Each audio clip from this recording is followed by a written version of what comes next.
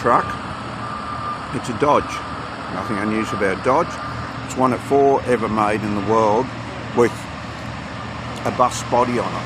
So we'll just come back here a little bit further so I can get past this lovely vegetable.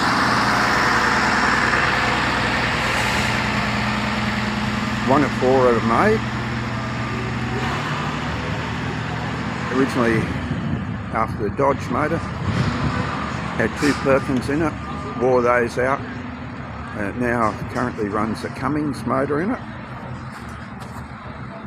And interestingly enough, without being too technical, 10-speed Alison automatic out of a Dodge Ram. So it's a bit of racehorse, going from 110 horsepower up to 350 horsepower.